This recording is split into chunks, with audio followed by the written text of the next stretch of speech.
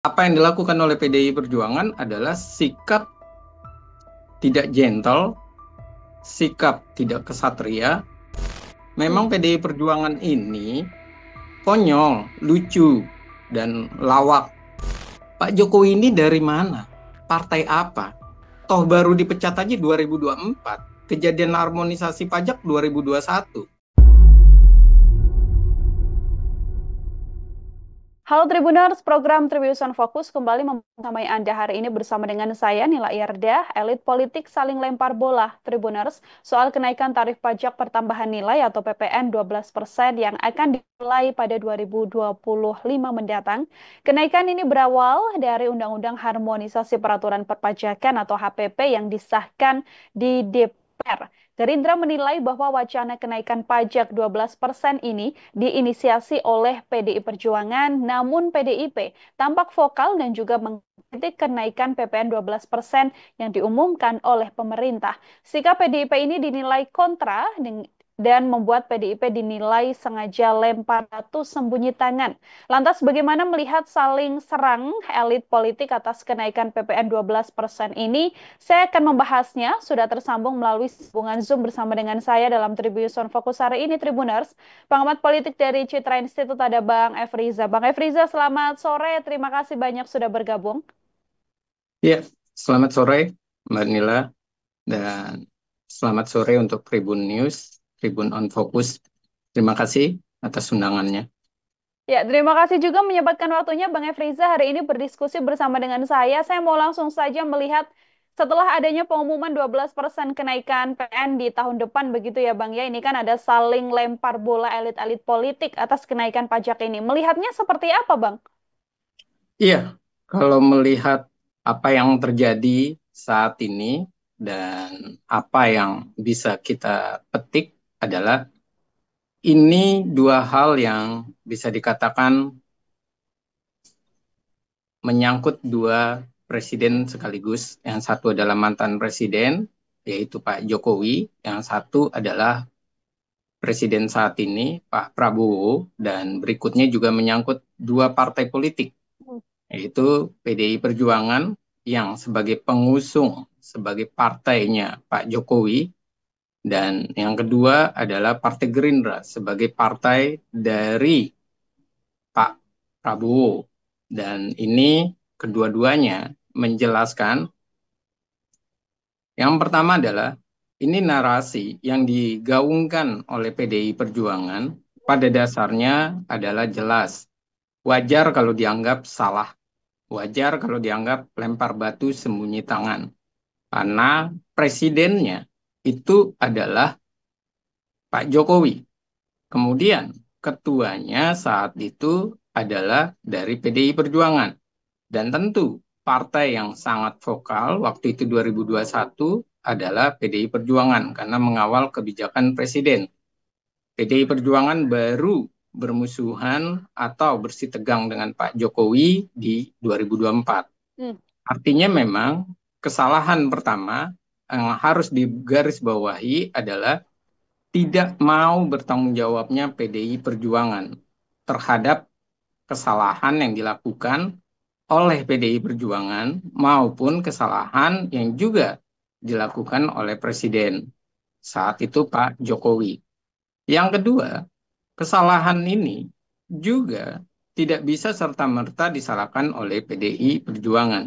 Karena walaupun PDI Perjuangan saat ini oposisi, dan dia mengingatkan kepada Prabowo dan kepada Gerindra, ini jelas sekali yang harus digarisbawahi, semestinya Gerindra itu maupun Pak Prabowo berani mengambil sikap tegas, merevisi UU harmonisasi pajak misalnya, atau menunda atau membatalkan kenaikan 12%.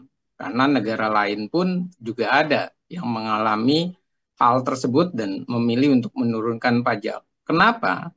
Karena PDI Perjuangan melakukan hal tersebut sudah disadari salah dan harusnya Gerindra itu berani ngambil tanggung jawab dengan cara dia yang menunda, membatalkan atau merevisi Dan ini menjadi bola liar, menjadi permasalahan kenapa Prabowo tidak berani, karena menjadi pertanyaan publik. Bagi saya adalah Prabowo tidak berani karena Prabowo masih terikat dukungan, butuh dukungan dari Pak Joko Widodo. Dan ia pun belum sampai 100 hari. Jadi Prabowo ini masih merasakan dan terkurung dalam narasinya bahwa ia adalah melanjutkan Pak Jokowi atau pemerintahan Kim tahap kedua dari Presiden Joko Widodo. Dan inilah yang membuat akhirnya Gerindra menyalahkan PDI Perjuangan, tapi sisi yang lain Gerindra tidak berani bersikap untuk menyelesaikannya. Padahal kalau kita berbicara misalnya, semestinya Gerindra bisa melakukan itu. Seperti waktu Demokrat melakukan sebuah kesalahan dengan melakukan revisi terhadap Undang-Undang Pilkada yang kemudian Pak Jokowi membatalkan melalui sebuah perpu dan akhirnya mengembalikan kepada konstitusi atau mengembalikan kepada rakyat untuk memilih kembali. Nah, ini yang semestinya diambil oleh Pak Prabowo dan Gerindra. Kalau kita melihat bagaimana kemudian sikap PDI Perjuangan begitu ya, Bang Efriza, sampai dikatakan lempar batu sembunyi tangan, ini apakah kemudian serangan yang dilancarkan oleh para elit ini sudah tepat, mengingat bagaimana PDIP awalnya cukup vokal untuk adanya kenaikan PPN 12% ini, namun sekarang juga mengkritik apa yang kemudian sudah diputuskan oleh pemerintah. Iya, jelas. Apa yang dilakukan oleh PDI Perjuangan adalah sikap tidak gentle, sikap tidak kesatria. Ia semestinya menjelaskan dulu. Ia semestinya tidak mengambil argumen yang tedeng aling-aling ataupun bahasanya tiba-tiba sekonyong-konyong menyatakan bahwa pemerintahan Prabowo harus merevisi misalnya, harus membatalkan atau menunda. Dia tidak bisa seperti itu. Ia harus berani juga menyatakan bahwa permasalahan terkait dengan PPN 12% itu adalah kesalahan dari kami, PDI Perjuangan. Kesalahan dari kami, kemudian kami menyadari dan kami berharap bahwa Pak Prabowo maupun Gerindra membantu kami untuk merevisi atau membatalkan atau menundanya. Dan itu adalah sikap kesatria. Itulah yang dilakukan oleh Demokrat, yang dilakukan oleh Pak SBY di akhir periodenya. Ia tahu gelombang masyarakat menolak pilkada DPRD, ia mengakui kesalahan, dan ia menerima aspirasi masyarakat dan mengikuti maunya masyarakat. Kemudian diserahkan kepada Pak Joko Widodo. Nah, ini yang semestinya dilakukan oleh PDI Perjuangan. Toh, PDI Perjuangan pun sudah menyatakan, ia minta maaf atas kesalahan yang dibuat oleh Pak Jokowi. Ia meminta maaf karena 1 tahun telah gagal mendidik seorang kadernya yaitu Joko Widodo di periode terakhir pemerintahannya. Nah, kenapa untuk soal pajak ia tidak berani? Alasannya sederhana. Karena soal pajak ini kalau terbuka, ia berani menyatakan, maka PDI Perjuangan diyakini 2029 akan semakin dibenci oleh masyarakat. Tidak tertarik lagi masyarakat memilih PDI Perjuangan karena waktu memerintah PDI Perjuangan jelas-jelas menjual perusahaan misalnya waktu itu. Itulah yang disorot oleh masyarakat. Sekarang ketika ia memerintah di periode terakhirnya malah yang terjadi menaikkan pajak 12%. Sampai Indonesia melampaui Singapura. Indonesia malah bersama dengan Asia yang paling tertinggi, yaitu Filipina. Dan ini adalah sebuah kesalahan terbesar yang dilakukan oleh PDI Perjuangan. Tidak berani memikul tanggung jawab. Dan saya rasa hal ini sudah dari awal. PDI Perjuangan memang tidak pernah berani memikul tanggung jawab. Maka kalimat ketika pemerintahan Jokowi terbentuk, PDI Perjuangan adalah mitra kritis pemerintah. Jadi ia memang benar-benar partai yang tidak berani tanggung jawab terhadap apa yang dilakukan oleh kadernya Pak Jokowi. Tidak ada kemudian mengakui bahwa ini adalah andil yang besar dari PDIP terkait PPN 12% begitu ya, Bang Efriza ya. Tapi yang kita lihat dari sejumlah pernyataan elit PDIP justru mengatakan yang sedianya bertanggung jawab begitu ya atas Undang-Undang HPP ini adalah pemerintahan Jokowi pada masa itu karena PDIP menegaskan sedianya itu bukan diinisiasi oleh PDIP, namun adalah inisiasi dari pemerintahan Jokowi dalam hal ini adalah Kementerian Keuangan. Bagaimana kemudian Bang Efriza membaca tudingan balik yang disampaikan PDIP terhadap pemerintahan era Jokowi untuk menutup apa yang kemudian dilancarkan oleh sejumlah elit politik pada PDIP, Bang? Ya, itulah yang terjadi dari PDIP sejak atau PDI Perjuangan sejak 2014. Memang Hmm. PDI Perjuangan ini konyol, lucu, dan lawak. Apa yang dimaksud lawak ini adalah yang mengusung Pak Jokowi adalah PDI Perjuangan. Yang berada di parlemen, ketua DPR-nya adalah PDI Perjuangan. Yang paling besar suara kursinya adalah PDI Perjuangan. Lalu pertanyaannya, Pak Jokowi ini presiden dari mana? Inilah yang sangat blunder, sangat konyol. Bagaimanapun apa yang dilakukan oleh Pak Jokowi itu memang inisiasi bisa datang dari eksekutif, tapi pengawasan harus dilakukan oleh DPR. Nah, Hmm. kalau DPR mengiyakan, artinya bahwa DPR ini adalah DPR yang sangat anomali. Anomalinya adalah dia pro kepada pemerintah, tapi DPR ini tidak tahu bagaimana menjalankan fungsi pengawasan. Kalau seandainya PDI Perjuangan tidak mau untuk mengambil tanggung jawab itu.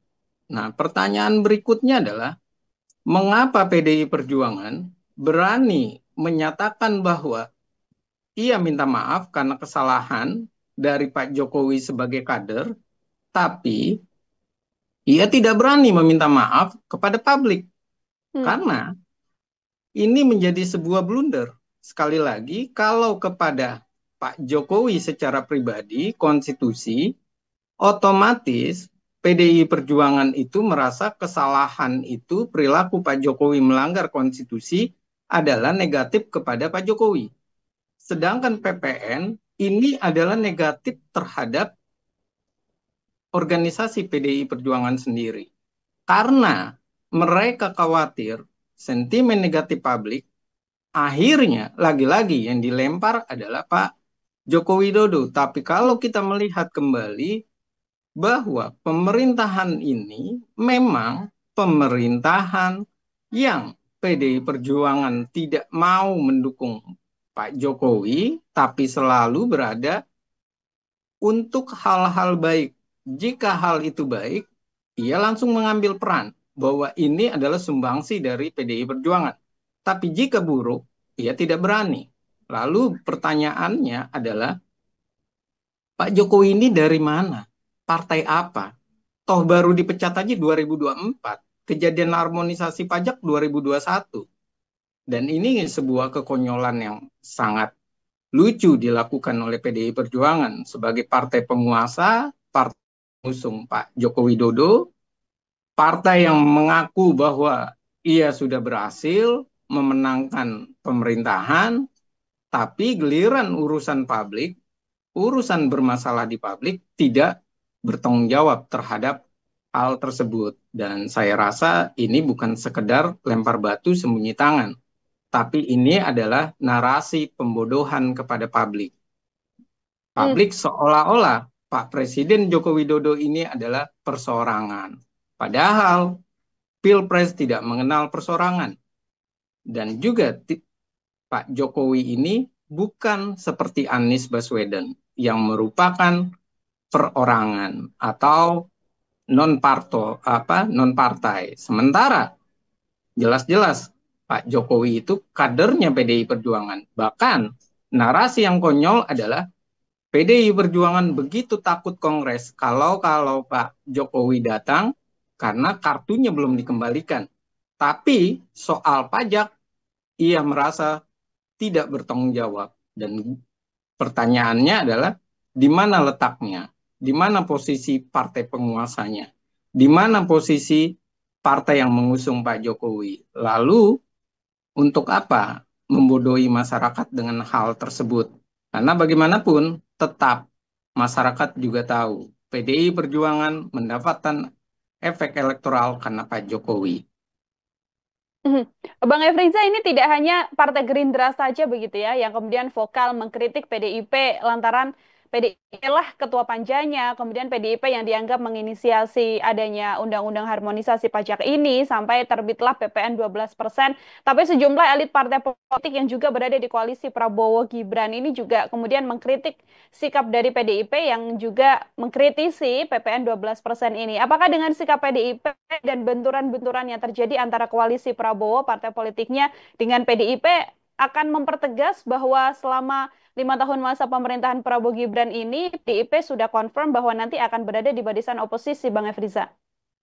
Ya, kalau melihat hal tersebut, saya ingin menjawab dua hal. Yang pertama adalah, PDI Perjuangan saya yakin tidak akan benar-benar serius, tidak akan benar-benar mengambil posisi tegas sebagai oposisi dari Pak Prabowo. Kenapa? Karena ia punya menteri yang dekat, yaitu Budi Gunawan, yang masuk di pemerintahan. Kemudian Jaksa Agung juga dari sana, dari PDI Perjuangan, dan ini jelas tidak akan mungkin PDI Perjuangan benar-benar berbeda. Bahkan yang ingin diharapkan adalah PDI Perjuangan bergabung di pemerintahan. Yang kedua adalah bagaimana serangan-serangan terhadap partai politik lain. Jelas, partai politik lain memang harus terbuka. Ia harus menjelaskan kepada masyarakat bahwa ini adalah pembodohan publik, kebohongan publik yang dilakukan oleh PDI Perjuangan. Kenapa? Karena yang melakukan harmonisasi itu adalah yang mengusulkan itu Pak Jokowi dengan didukung oleh PDI Perjuangan, dengan diamankan oleh PDI Perjuangan melalui koalisinya. Bahkan kalau kita melihat satu partai saja yang tidak mendukung harmonisasi pajak itu, yaitu PKS. Tapi Ya. nyata-nyatanya apa? PKS walaupun berbeda, tapi ia berkomitmen mendukung pemerintahan. Maka PKS tidak langsung kemudian PKS mengatakan bahwa ia menolak PPN 12%. Padahal awalnya ia menolak. Karena PKS tahu ia sekarang bagian dari barisan pemerintah. Dan itu adalah sikap bagaimana PKS itu memahami. Politiknya lebih dewasa PKS. Dia memahami situasi politik. Ia dulu berbeda dengan pemerintahan, ia memperjuangkan rakyat, sekarang memperjuangkan rakyat berada di dalam pemerintahan. Tidak mungkin ia akan berbunyi berbeda dengan koalisi Kim. Nah, ini adalah bukti nyata. Sementara, bagaimana dengan PDI Perjuangan? Apa yang dilakukan oleh PDI Perjuangan ini? Ini semakin membuat nanti masyarakat membenci partai ini. Kenapa? Karena partai ini pertama tidak berani untuk menyatakan mengapa ia kemarin mendukung Pak Jokowi dalam harmonisasi, kemudian ia juga mendorong 12%, kemudian ia sekarang menolak dan kemudian mendorong penolakannya. Nah, inilah yang saya rasa sikap dari PDI Perjuangan seperti yang dikatakan oleh Pak Jokowi. Bahasa yang ingin saya sampaikan adalah biar waktu yang melihatnya atau waktu yang membuktikan.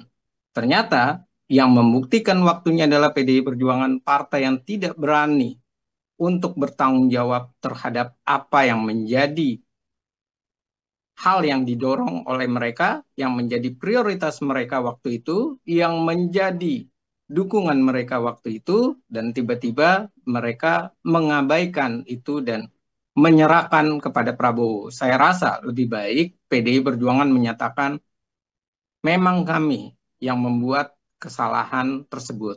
Tapi kesalahan itu kami harapkan diperbaiki oleh Prabowo. Karena Prabowo adalah kabinet atau presiden yang menjalankan kebijakan-kebijakan Pak Jokowi.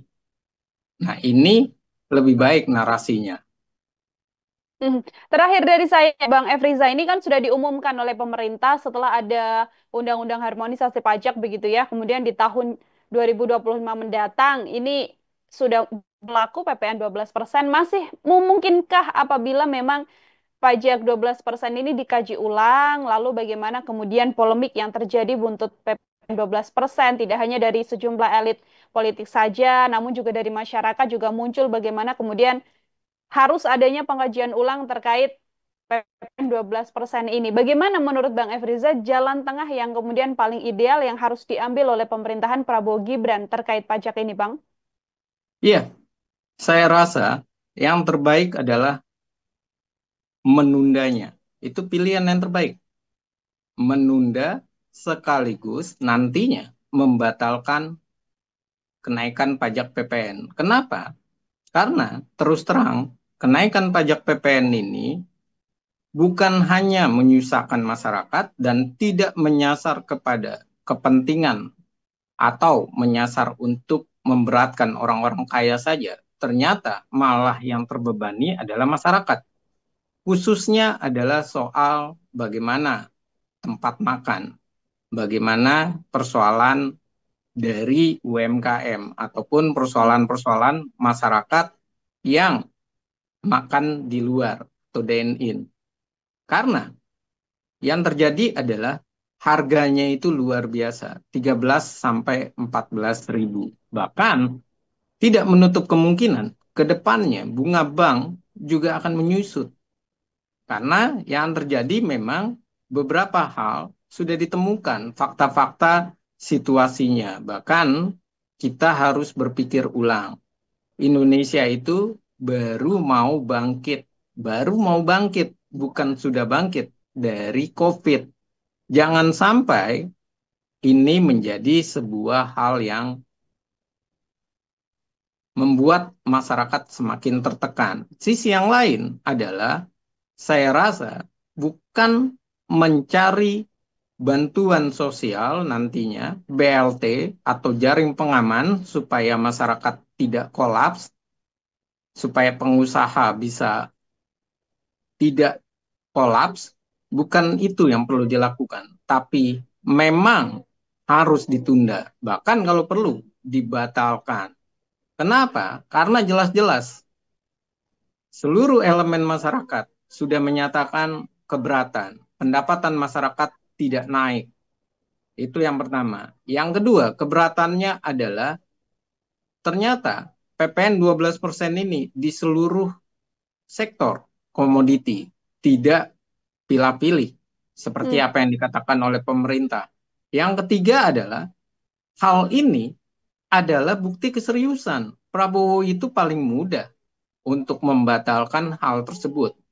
Kenapa? Karena Prabowo, seluruh partai politik sudah berada di genggaman Prabowo.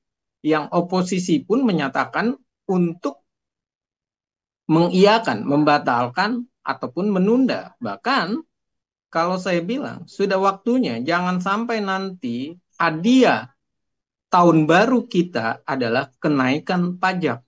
Hadiah tahun baru kita adalah pemerintah yang tidak peduli terhadap keinginan masyarakat. Jangan sampai nanti pemerintah mengalami krisis legitimasi, krisis kepercayaan terhadap pemimpin, krisis kepercayaan terhadap Pak Prabowo.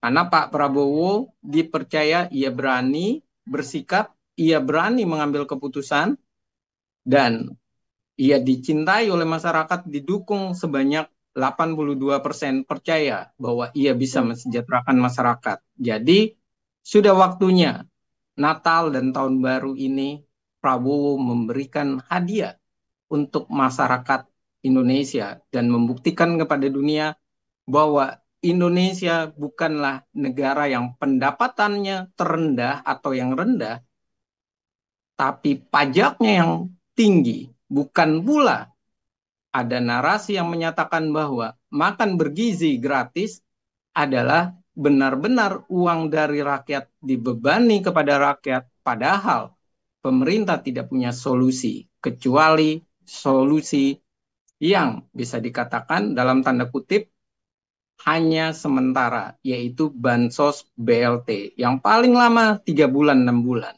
Kemudian dampaknya itu sudah dirasakan oleh masyarakat dari wacana itu mulai beredar. Bahkan saya pun merasakan 13 sampai 14 ribu dan tidak fair, kebohongan publik pun sudah dirasakan saat kita makan misalnya. Harga yang ditawarkan berapa, ternyata setelah kita bayar, harganya ditambah 13.000 dan 14.000.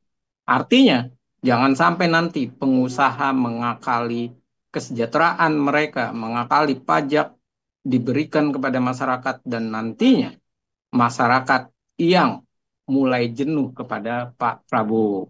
Saat ini memang saya harus nyatakan, kesalahan dari PDI Perjuangan semestinya diambil alih oleh Prabowo dengan cara membatalkan.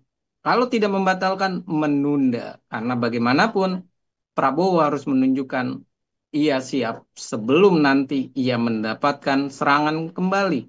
Karena makan bergizi gratis belum tentu optimal. Baik, terima kasih banyak Bang Efri. Artinya masih ada waktu ya Bang ya untuk kemudian ada pengajian ulang yang dilakukan oleh pemerintahan Prabowo Gibran agar semua masukan baik itu dari masyarakat atau pihak terkait juga bisa diterima dan membuat salah satu pertimbangan pengajian ulang PPN 12% ini seperti itu. Bang Efriza, terima kasih banyak untuk kesempatannya berdiskusi sama dengan saya sore hari ini. Semoga di lain kesempatan ada waktu untuk berbincang kembali. Selamat sore, selamat beraktivitas kembali Bang Efriza. Selamat sore. Terima kasih ya Mbak. Dan mohon Ya, maaf terima kalau ada kasih. salah kata dan salah bahasa. Ya, Tribuners, demikian pengamat politik Citra Institut Bang Efriza membersamai kita dalam Tribun Fokus hari ini. Nantikan obrolan saya bersama dengan sejumlah narasumber lain dan tema-tema lain hanya dalam Tribun Fokus Sanila Irda. Pamit undur diri, terima kasih banyak dan sampai jumpa. Download Tribun X sekarang. Menghadirkan lokal menjadi Indonesia.